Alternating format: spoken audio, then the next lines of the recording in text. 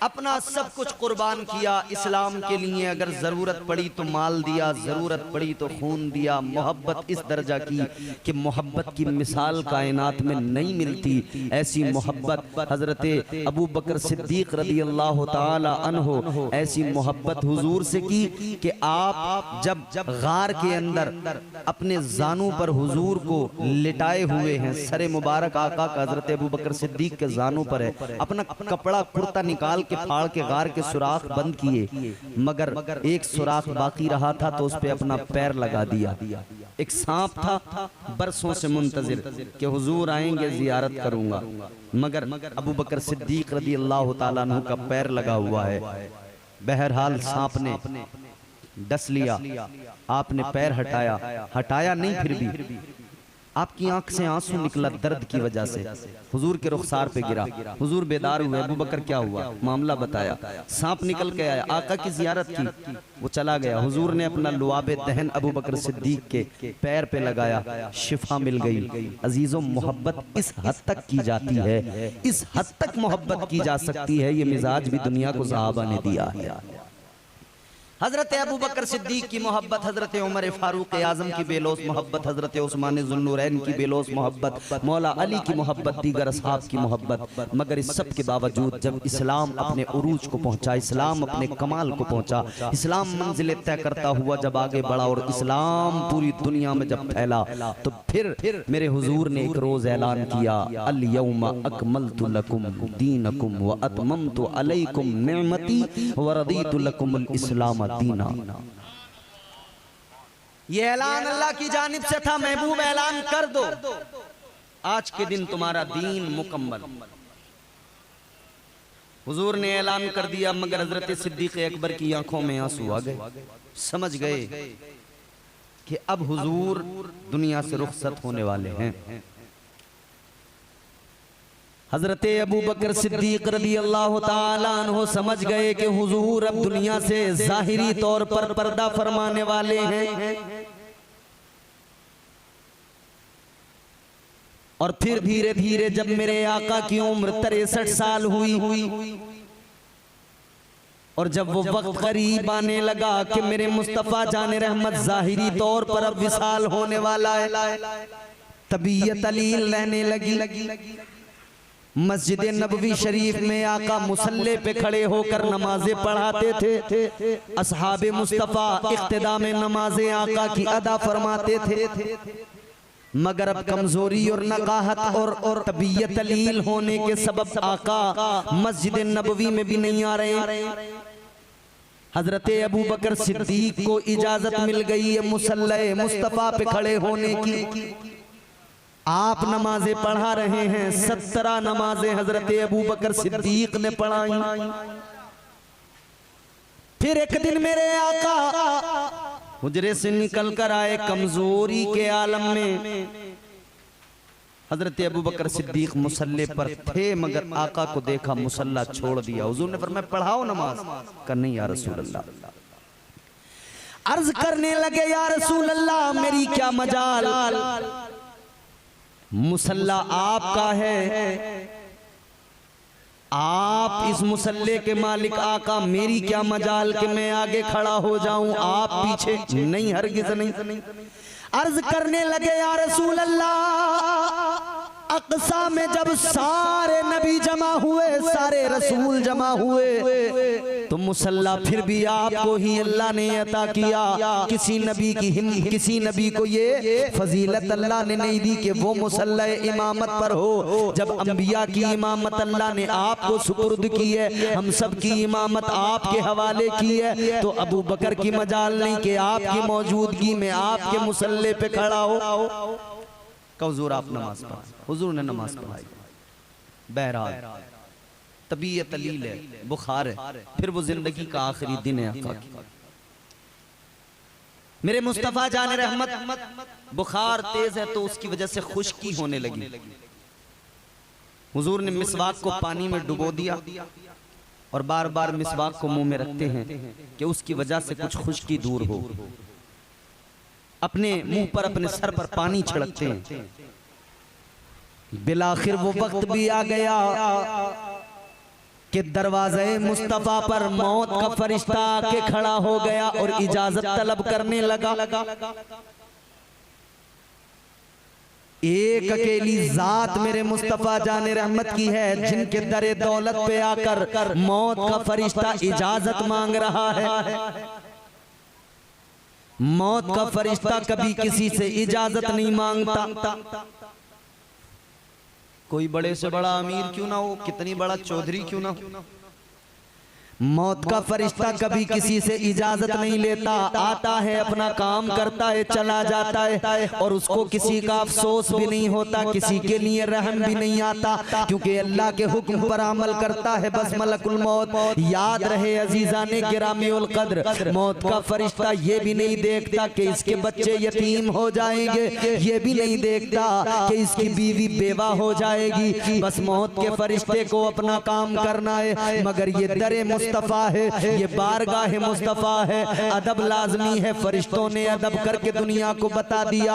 आज के बेअदब लोगों के मुंह पर तमाचा है, वो याद रख ले मौत का फरिश्ता भी बाअदब खड़े होके इजाजत मांग रहा है। और तुम कैसे बेअदब हो गए, तुम्हें मुस्तफा जाने रहमत का अदब नहीं है। अल्लाह अकबर कबीरा, बुलबुले सिदरा आ गए, तायरे सिदरा आ गए, अपने बालों पर समेटे हुए अदब का मुरक्का बने हुए बुलबुले सिदरा आका की बारगाह में अर्ज गुजार हुए। या रसूल अल्लाह, मलकुल मौत आया है। आका इजाजत तलब करता है। मेरे मुस्तफा ने फरमाया बुला लो। अल्लाह अल्लाह गौर फरमाइए, मौत का फरिश्ता आगे आया।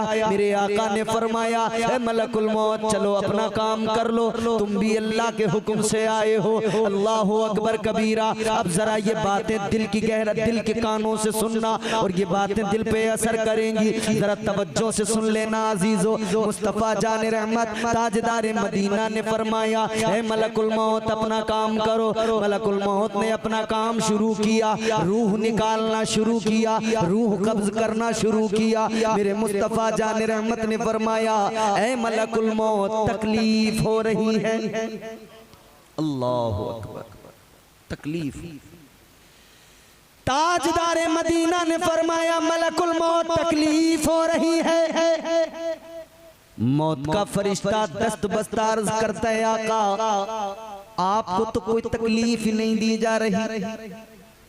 हुजूर ने फरमाया अच्छा तो फिर ये बताओ तकलीफ कितनी दी जाती है।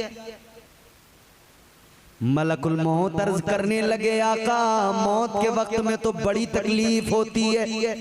जब जिस्म से रूह को निकाला जाता है झटके बड़े लगते हैं, जिस्म से खींचा जाता है रूह को, नाक तक लाया जाता है, नाक से निकाला जाता है।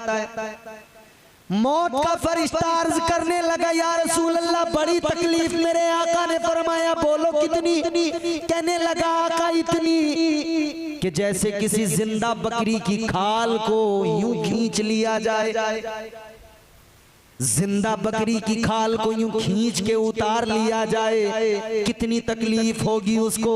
अर्ज करते हैं आका इससे भी ज्यादा तकलीफ मरने वाले को होती है। इतना सुना तो मेरे आका की आंखों में आंसू आ गए, चश्माने नबूवत भीग गई, आंसुओं से तर हो गई। सुनो सुनो उम्मतियों, अपने उम्मती होने पे जरा रश्क किया करो। मदीने के सुल्तान की आंखों में आंसू आ गए, मुस्तफा जाने रहमत की आंखें भीग गई। आका ने फरमाया ए मलकुल मौत जरा ये बताओ क्या मेरे उम्मतियों को मौत की तकलीफ पहुंचेगी। जी या रसूल अल्लाह मौत के वक्त तो हर मरने वाले को तकलीफ होती है। अब जुमला सुनो मेरे आका का, इमामुल अंबिया ने फरमाया ए मलकुल मौत सुनो, जितनी भी तकलीफ देनी हो आज मुझे दे दो, मगर सुनो मेरी उम्मत को तकलीफ न देना।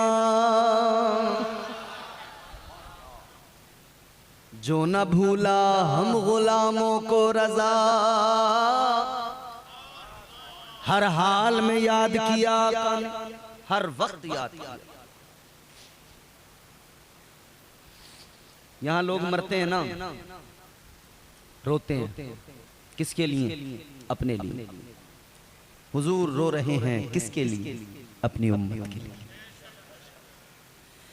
ताजदारे मदीना वाली ये कायनात मुस्तफ़ा जाने रहमत दुनिया से रुखसत हुए, दुनिया से जाहिरी तौर पर विसाल हुआ। कोहराम बरपा हो गया मदीने के अंदर। बैठा था अगर कोई तो खड़ा न हो सका, खड़ा था तो बैठ न सका। सारे मदीने में कोहराम बरपा हो गया।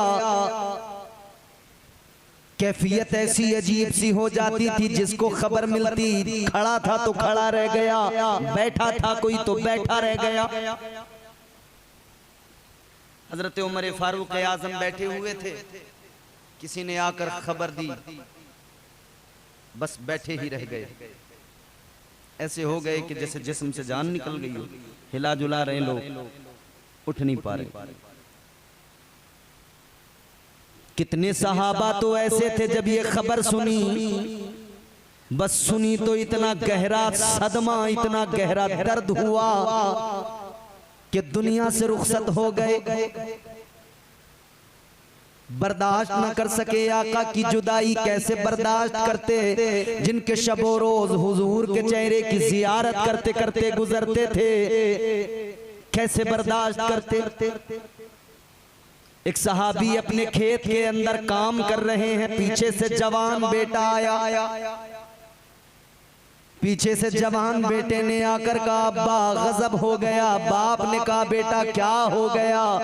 पीछे से बेटा रो के कहता है अब्बा गजब हो गया, हुजूर दुनिया से रुखसत हो गए। इतना कहा तो सहाबी ने पलट कर भी नहीं देखा, पीछे जवान बेटा खड़ा है, मुड़कर भी नहीं देखा। इतना सुना तो बस हाथ अल्लाह की बारगाह में उठाए और अर्ज गुजार हुए मौला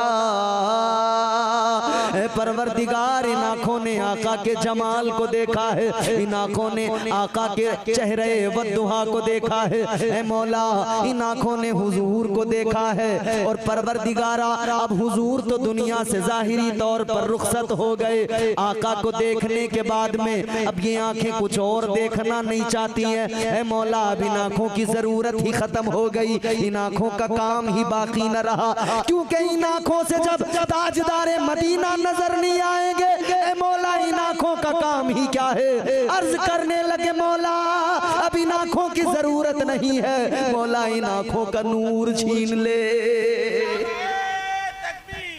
अर्ज करने लगे मौला इन आंखों का नूर वापस ले ले, या अल्लाह इन आंखों की जरूरत नहीं। अल्लाह अकबर। इस दर्द से दुआ की है, इस दर्द से रब की बारगाह में फरियाद की है, ये फरियाद कबूल हो गई। आंखों का नूर चला गया, नाबीना हो गए, मगर इस नाबीना होने पर मगमूम नहीं थे, बल्कि यूं कहते थे इन आंखों ने जमाले मुस्तफा को देखा है, आंखों को और कुछ नहीं देखना है। अब इन आंखों को जमाने की रानाइयां नहीं चाहिए, कुछ नहीं देखना है। इन आंखों में बस मुस्तफा जाने रहमत का चेहरा बसा है। अल्लाह अल्लाह ये सहाबा की कैफियत, मगर सुनो सुनो एक दूसरी कैफियत भी मदीने में है। इधर तमाम सहाबा जमा हुए, हजरत अबू बकर सिद्दीक ने सबको संभाला है, हालात को संभाला है। हजरत अबू बकर सिद्दीक ने बड़ी मेहनत की है लोगों को हालात को संभालने में। अल्लाह अकबर। गौर फरमाइए, अब मुस्तफा जाने रहमत की अब जो है तैयारी के, अब चलो गुस्ल दिया जाए।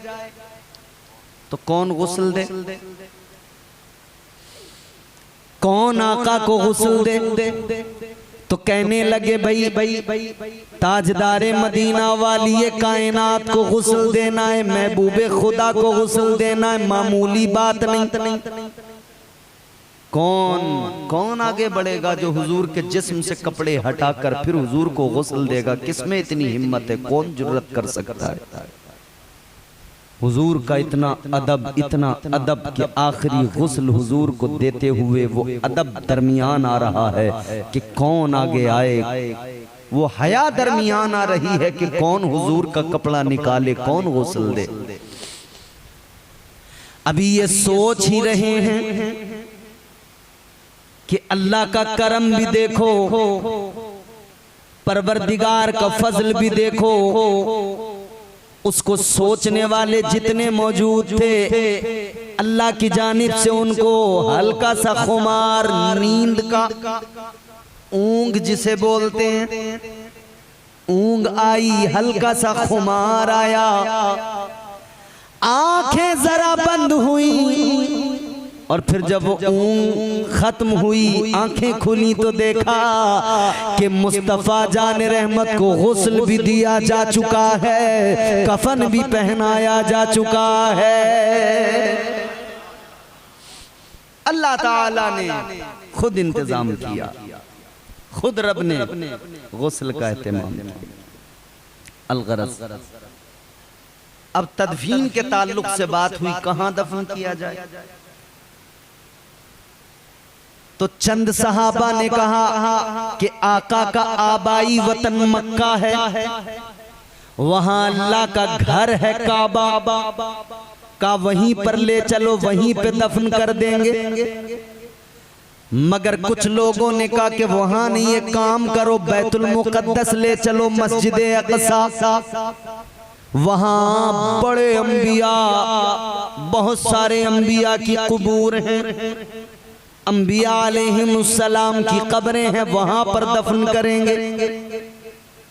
दो ग्रुप हुए, मगर फिर तीसरा ग्रुप, उन्होंने कहा कि भाई देखो सुनो,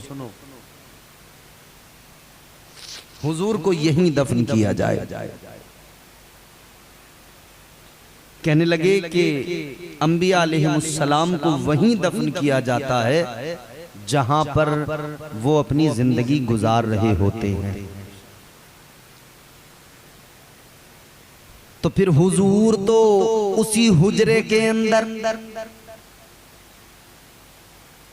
वही हुजूर का हुजरा जो आज मेरे आका का गुंबद जहां बना हुआ है, जहां रोजा है मेरे हुजूर का, वो वही जगह है, हुजरे आयशा जिसे कहते हैं, उसी के अंदर कहा यहीं पर तदफीन होगी। ताजदारे मदीना वाली ये कायनात मुस्तफा जान रहमत को उसी हुजरे के अंदर, वहीं पर आका की तदफीन अमल में आई। हुजूर की तदफीन हो गई, मगर गम हल्का न हो सका, सहाबा बेकरार फिरते थे, रोते थे। हजरते बिलाले हबशी ये गम बर्दाश्त न कर सके, मदीना छोड़कर चले गए मुल्क शाम। कितने लोग मदीने से चले गए, हुजूर की सवारी जानवर याफूर दीवारों में सर मारने लगा, हुजूर की ऊंटनी छलांग लगा दी कुएं के अंदर। जानवरों को भी आका के जाहिरी विसाल का गम था और तमाम असहाब को भी जाहिरी विसाल का गम था, सब गमगीन थे। मगर दूसरी तरफ एक सिचुएशन और भी कि अब हुजूर के बाद में खलीफा कौन, मुसल्ले मुस्तफा की इमामत किसके हवाले की जाए। तो अब मीटिंग शुरू हुई, और मीटिंग एक जगह पर नहीं, दो जगहों पर। एक जगह अंसार जमा हुए, अंसार सहाबा, एक जगह मुहाजिर जमा हुए, मुहाजिरीन। ये अंसार और मुहाजिरीन आप समझते होंगे, जो मक्के से हिजरत करके मदीना आए वो मुहाजिर कहलाए, और जो मदीने वाले थे वो अंसार थे। तो उधर तो अंसार की मीटिंग चल रही है, वहां पर किसी ने कहा है कि अंसार में से कोई होना चाहिए जो अब खिलाफत की जिम्मेदारी को संभाले। और उनकी बात किसी हद तक दुरुस्त भी थी, क्योंकि इन्होंने अपनी जमीन दी थी, अपने घर दिए थे, अपने माल दिए थे, सहाबा को अपना भाई बनाया था, मुहाजिरीन को, मुहाजिर सहाबा को अपना भाई बनाकर अपने साथ रखा था, सारी कुर्बानियां थी इनकी भी। मगर हजरत उमर फारूक आजम रदी अल्लाह ताला अन्हु ने सबको जमा किया एक जगह पर, और फिर आपने ऐलान फरमाया, लोगों अंसार और मुहाजिर में न बटो, बल्कि ये सोचो कि हुजूर के बाद में किसी ऐसे शख्स का इंतखाब किया जाए जिसे हुजूर ने अपनी ज़िंदगी में बेइंतहा अपने पास रखा हो, बेइंतहा अजीज रखा हो और बेइंतहा पसंद किया हो, जिसका हुजूर से गहरा ताल्लुक हो, जो हुजूर का हर हाल में हर वक्त में हुजूर का साथी, हमराही, हुजूर का मददगार और हुजूर का महबूब बन के रहा हो। ऐसे शख्स को खलीफा बना दिया जाए तो फिर सारे अंसार ने कहा ठीक है, बिल्कुल ऐसा ही किया जाए। तो अब मेरे अजीजों फिर सब ने मशवरा करके एक शख्सियत को चुना और जिसको चुना उसी का नाम है हजरत अबू बकर सिद्दीक।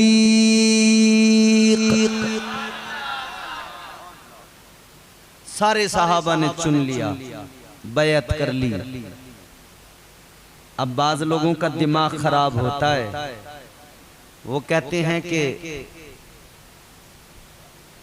दमादम मस्त कलंदर अली का पहला नंबर। चंद हमारे मुआशरे में ऐसे लोग मिलेंगे जो राफजियों से बड़े इंस्पायर हो गए हैं। याद रखना, अपने दीन, अपने मजहब, अपने मसलक को पहचानो और समझो। तुम उन लोगों से इंस्पायर हो रहे हो, मुतासिर हो रहे हो कि जिन लोगों का दीन ईमान क्या है आप सोच सकते हैं, कुरान को मुकम्मल नहीं मानते, वो मोमिन हो सकते हैं। हुजूर की हदीसों का इनकार करते हैं, वो भला मोमिन हो सकते हैं। और एक बात और सुनिए, जितनी अहादीस मतलब की होती हैं उनको तो जमाने को सुनाएंगे भी, सुनेंगे भी, वाह वाह भी कहेंगे, सुभान अल्लाह भी कहेंगे, और बाकी अहादीस का इनकार कर देंगे। जितनी कुरान की आयत अहले बैत की शान में है उनको तो दुनिया को सुनाएंगे, मगर बाकी कुरान पे कहेंगे नहीं नहीं, कुरान मुकम्मल नहीं है। अल्लाह अक्ले सलीम अता फरमाए। तो ये कह रहे हैं कि साहब अली का पहला नंबर। इन जाहिलों से कोई पूछे क्या मुस्तफा ने अपनी जिंदगी में कभी ये कहा था कि मेरे बाद में अली का पहला नंबर? नहीं कहा ना। हाल बत्ता ये बात हुजूर की जिंदगी में पाई जाती है कि मेरे मुस्तफा ने अपनी मौजूदगी में, अपनी जिंदगी में अपना मुसल्ला हजरत अबू बकर सिद्दीक के सुपुर्द किया था। हजरत अबू बकर सिद्दीक रदी अल्लाह ताला अन्हु कौन? अबू बकर वो पहला वफादार, पहला सहाबी, नबी ने जिसे हर कदम पर दुआ दी। वो अफजल बशर बादज अंबिया है, वो जाने सदाकत, वो जाने वफा है। फरिश्ते उसी की अदाओं पे आशिक, उसी की नमाजों दुआओं पे आशिक। वो नबियों से कमतर, इमामों से आला, मोहम्मद से हरदम वफा करने वाला, बशर की शराफत का मैयार ठहरा, सदाकत का ऊंचा वो मीनार ठहरा।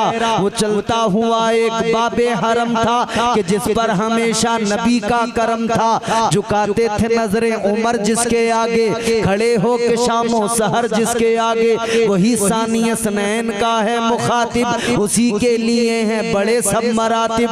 वो कितना बड़ा है खुदा जानता है, वो कैसे बना है खुदा जानता है। नाराए तकबीर, नाराए रिसालत, हर साबी नबी जन्नती, नाराए हैदरी, जिसने शहीद आज़म। तो आइंदा कभी कोई कहे ना अली का पहला नंबर तो उसको समझाना कि मौला अली की अजमतें, उनकी फजीलतें बहुत हैं।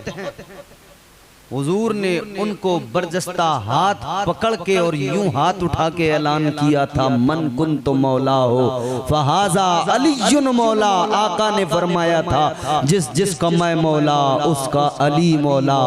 मगर मुस्तफ़ा जान रहमत ने अली को इज्जतें तो अता फरमाई, मगर हुजूर ने कभी ये नहीं फरमाया कि अली का पहला नंबर है और मेरे बाद में अली को सब पर फजीलत हासिल है। ये कभी मेरे आका ने नहीं फरमाया। हजरत अबू बकर सिद्दीक का दौरे खिलाफत 2 साल कुछ महीने, तकरीबन 2.5 साल का ये दौरे खिलाफत है। हालात क्या थे? हालात देखें, एक तरफ मुसैलमा कज़्ज़ाब का फितना है जो झूठा नबूवत का दावेदार था, एक तरफ मुनकिरीन ज़कात का फितना है कि जिन्होंने ज़कात देने से इनकार कर दिया था, मुंह मोड़ लिया था, और उनमें कई कितने मुर्तद हो गए थे। और इधर तो ये तमाम फितने थे। एक चीज यहां काबिल गौर है, हजरत अबू बकर सिद्दीक रदियल्लाहु ताला अन्हु का इश्क भी समझने की कोशिश करें, हुजूर से मोहब्बत भी समझने की कोशिश करें। मेरे हुजूर ने अपनी हयात ज़ाहिरी में एक 10,000 सहाबा का लश्कर तैयार किया और उसको किसी महाज पर आका भेज रहे थे। गालिबन हजरत जैद, हजरत उसामा बिन जैद गालिबन उस लश्कर के सिपह सालार थे। उनको हुजूर ने कहा तुम जाओ। अब ये लश्कर गया था, रास्ते में ही खबर मिल गई कि हुजूर दुनिया से रुखसत हो गए, तो ये वापस आ गए। हजरत अबू बकर सिद्दीक खिलाफत के ओहदे को संभालने के बाद में इधर ये फितने थे, मगर उधर हुजूर ने जिस लश्कर को रवाना किया था वो बात भी हजरत अबू बकर सिद्दीक के पेश नजर थी। तो हजरत अबू बकर सिद्दीक ने 10,000 सहाबा का लश्कर वही और वही सिपह सालार, फरमाया चलो आपको वहीं जाना है जहां हुजूर ने भेजा था। हजरत उमर फारूक आजम रदी अल्लाह ताला अन्हु अर्ज करने लगे, ऐ अबू बकर सिद्दीक सुनो, ये जो अभी फितने सर उठा रहे हैं, इधर भी मुजाहिदीन की फौज की जरूरत है, सहाबा की जरूरत है, तो लिहाजा अभी मत भेजो।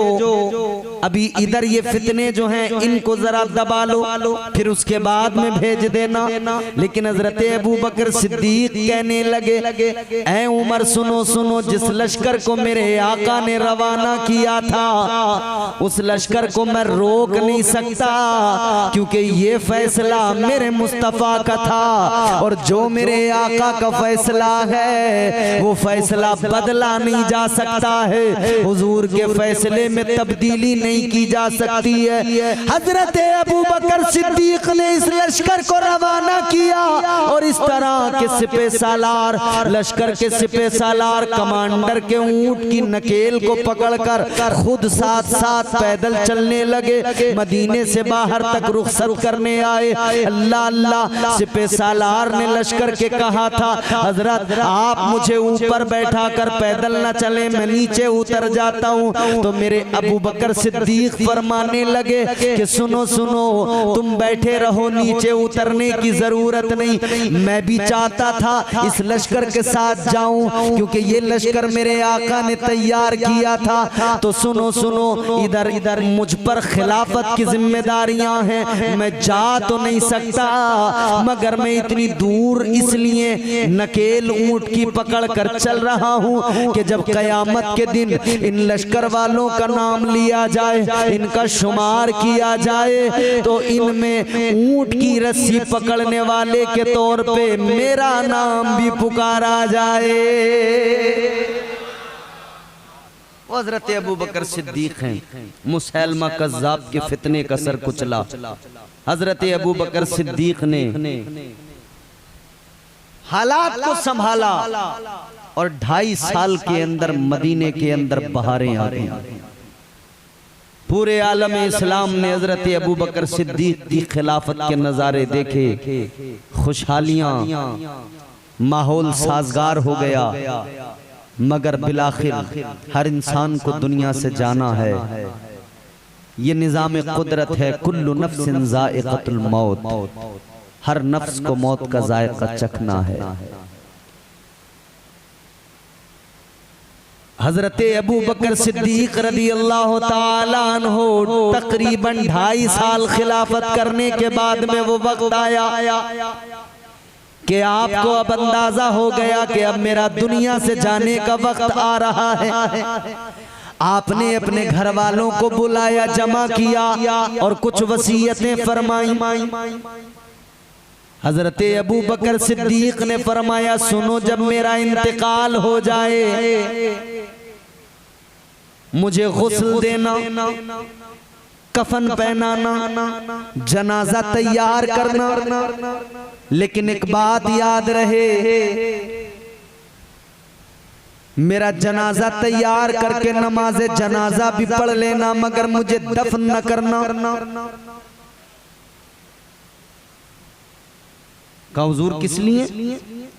फरमाने लगे, मेरे जनाजे को उठाना, बारगाहे मुस्तफा में ले जाना, रोज़े मुस्तफा के दरवाजे पर मेरे जनाजे को रखना और आका की बारगाह में इतना अर्ज कर देना, या रसूल अल्लाह, यारे गार, यारे मज़ार बनने की तमन्ना रखता है, जनाजा रख के इंतजार करना।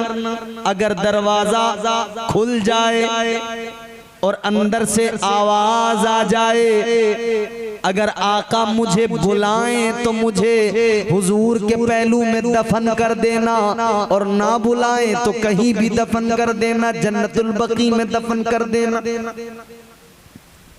वसीयत कर दी।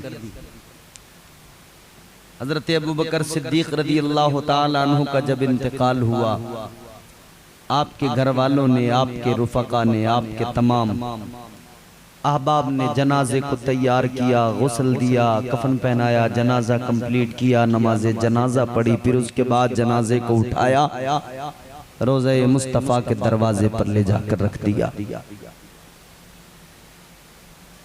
ताजदारे मदीना, वाली कायनात मुस्तफ़ा जान रहमत के दरवाजे के सामने, हुजूर के रोज़े के सामने रख दिया और सब ने मिलकर अर्ज कर दिया, या रसूल अल्लाह, ये यारे गार आया है, इजाजत चाहता है। या रसूल अल्लाह, अबू बकर की तमन्ना है कि आपके पहलू में दफन किया जाए, इजाजत तलब है। आका, अगर इजाजत होगी तो दफनाया जाएगा। जनाजा रखकर इंतजार करने लगे।